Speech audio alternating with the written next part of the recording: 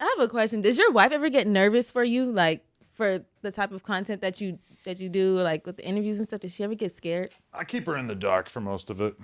She ain't really on the rap internet. All the shit that we know about, she don't know about, like, almost any of it. It gotta really, really get to, like, a certain level for her to even, like, notice it. She's off in, like, mom world / like, she pays attention to the porn industry and what's going on with all the OnlyFans girls and shit like that.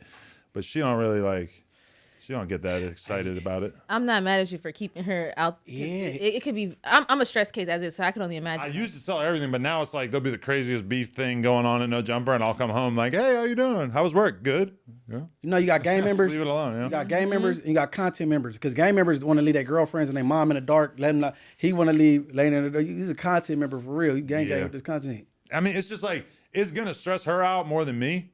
So I just won't tell her because it's like, I'm not stressed about it, but I know if I tell you, you're going to be stressed about it. Yes. You know? I feel like I got it under control. I might be lying to myself. So was she walking around the mouth or a little bit running?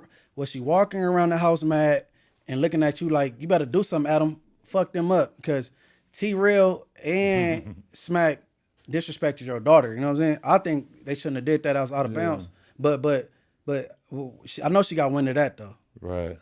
I mean, I actually don't know if she got wind of that. She might have. And either way, all she was going to do is just like shake her head and be just like, damn, that's some lame ass shit. Right. But I mean, if you looking at them, I mean, they both handicapped.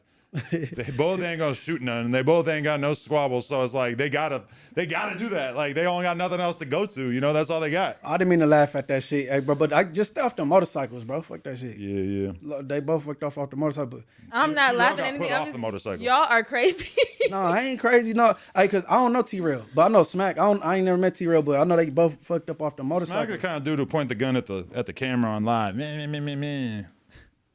That's all he gonna do. He ain't on shit. This pod shit go crazy. You'll start beefing over podcasts and content shit for real. No, it's crazy to be like a podcaster who like talks tough, but then really don't got nobody who's gonna do nothing for you like T-Rell. Cause like his whole life, his brother was the one like beating people up for him and doing shit for him. The big little brother. Big deal, yeah. But now like he don't got him to do nothing for him, so he just out here just all alone. Hey man, I wish they as brothers I wish they could have kept that off the internet. But then again, everybody they put that content shit first. And Smacc, bro, you my boy, but you should have hit the camera or you should have, you know what I'm saying, intervened. You know what I'm saying? Like you, the mutual dude in both parties. You know what I'm saying? I put that on Smacc. You just sitting there being quiet. And you letting them like hit below the belt and say shit that they can't take back. You know what I'm saying? But the fire Smacc content was the thing where Charleston White was like telling T-Rell, fuck your dead homies. I was just thinking about that. And all that shit. And Smack's just like, yeah, get him, Mark. I've never seen nothing like that. And to Smacc, it hit Smacc in the face. He wasn't expecting to say fuck Slim 400. Because I'm close to Slim and Smacc is too. Yeah. So he didn't expect that. Now he said somebody that's dear to you, and now you looking dumb. Right. You can diss the kids, but don't diss Slim. Nah, crazy. I don't disrespect kids though. Yeah, that's crazy, man. I don't know why. To me, that's like a huge sign of weakness. Like if you get in an argument with somebody and the first thing that comes to your mind is to diss their kids, is just to me that's like, oh, you don't really got the verbal ability like to do battle. Because I never would even think of doing that to T-Rell. Because I could pick him apart with words and I could break down his character. I'm Kendrick, basically. Feel like a retarded ass crippled Drake. But like I could pick him apart with words. I don't got to talk about your kids. Like your kids are great. The kids been to the parties at my house and shit. They're awesome. You know, it sucks that they got to grow up with some fucking bogus ass parents. But does it hurt you more? And I don't know if hurt is the best word, but I know sometimes you no longer are friends with somebody, you outgrow a situation. Is it like because you guys were, you know, he's been around your family, obviously, or like family parties, the kids been around? Does it like kind of like upset you a little bit or hurt you? Like, damn, that's probably only AD. But AD and the T-Rell thing hurt a little bit, but it was just because like, you know, like they really like swore up and down that they were like my friends, like, you know, and they, like even if we aren't working together, even if we go our separate ways business wise, we always gonna have love for you and be thankful for how you changed our lives and all that shit. And then as soon as they got an opportunity, they fucking painted these crazy narratives about me and stuff. So that's why like there's almost nobody that I really probably have like a lifelong grudge against, but I would probably put them in that category just because I feel like I never had anybody do some host shit to me like that. And they both act like they're like real ones, or like they're like really good friends. Hey, but see, AD never really wanted to go hard on you or nothing like that. I could tell. Like But AD does the shit where he plays the victim like hard in every situation, and he just like he didn't like hate on me super directly, but he painted this narrative that I had like really screwed him over and undervalued him and treated him poorly, even though he's not capable of actually naming any ways in which I treated him poorly.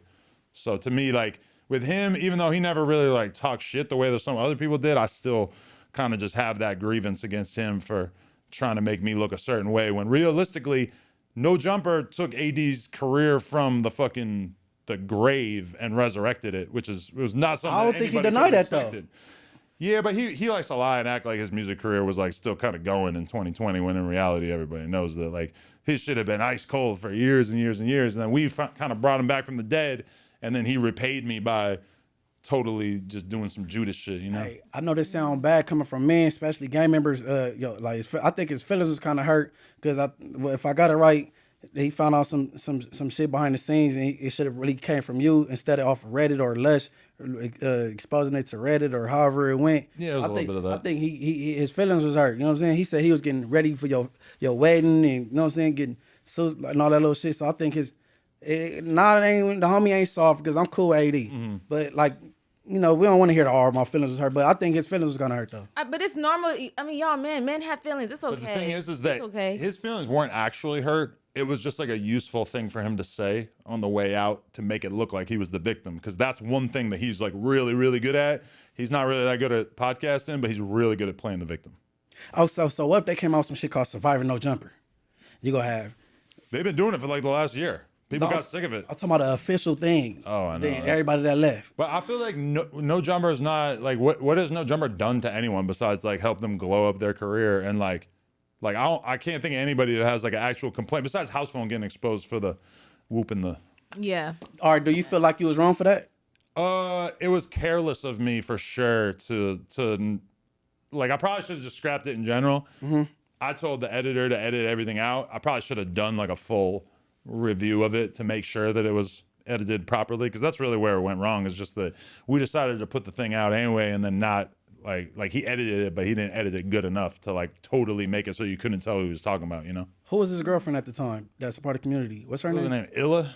She down as a much. She was, because I don't know if I would have got caught with them same allegations, would my girlfriend, baby mama, still be rocking with me, like, and she was standing on business and trying to go hard on you about outing them. You know I think that was a big part of why he ended up leaving No Jumper, was because like it was one thing for him to be dealing with people talking shit, and it was another thing to have his girl like putting pressure on him, basically like, how could you fuck with Adam still when this shit happened, you know? Illa. She's still over there with community? I actually don't know. Is she cute? She all right. She look all right. I never seen her in real life. I wonder is they still together? I don't think so. Nah. But maybe, I don't know. No, I liked it that how she was standing on business for her dude though. You know what I'm saying? Mm-hmm. That shit stood out to me. I'm like, okay, check her out. Yeah. She had a rant at one point. She had a whole little wrestler rant. I remember that. I mean, being an observer, like, it's easy for people to point the finger and do all that. But if I'm going to be completely 100% honest, I feel like you have helped a lot of people and give them the opportunity, whether they're just coming up there for an interview or giving them the mic to have their podcast on your show. So to be fair, I would think that I don't see no type of like surviving No Jumper type thing happening. Just being an observer, like, just to be 100% honest and not just. Did you see when Gina was saying? I was about to just say that. I was about to give you an example. Gina said I was shaking. Every day she went to work up there, she was uncomfortable. I never seen that. Oh, that was the funniest shit. I never seen nothing bad about Gina either. Was so funny. No, it wasn't nothing bad about her. It was her. She was talking about her experience at No Jumper and how she didn't feel safe when she was at work. I'm gonna say this, okay? Sometimes it could have been because she's in the environment she's around, right? Like, you're doing all these men and hearing all these crazy stories. Eventually, as a woman, if you're gonna be like, shit, like this is getting crazy. Maybe just hearing, you're hearing different stuff. Is she a crip or something? Hey, hold on. Put it like this. Hold on. I'm gonna keep in mind. Keep in mind. She's a girl. But I know the community she grew up in. She's not a crip. Right, but she's know what I'm saying? She's from around. She brought them dudes up there, Tune 5 and Uzi, right? Right. I know Tune 5 and Uzi, those my ops, and them little dudes, they get busy. Right. If you ever hung out around Tunchi 5 willingly, you are not allowed to say that No Jumper as an environment scared you. Because that's an intimidating. Maybe it was like her, like a mental health type thing, like Shout out giving to anxiety, 5. like 2-5, that's my type son. anxiety type. This is Maybe. a hip hop podcast. There ain't no mental health. No.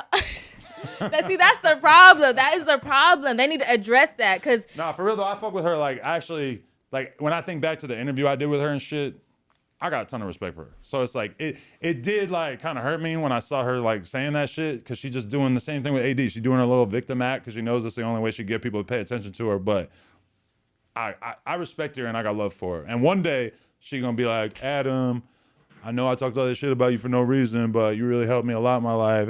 Like if she can't do something with the No Jumper cosign that she got where we had her on that platform day in, day out for years. Ho Fashions is rocking though. Ho Fashions is hard. For sure. I'm sure it is. But And I want to go on there. I don't think she want me on there. yeah. Yeah, it's all good though. I like you. Draco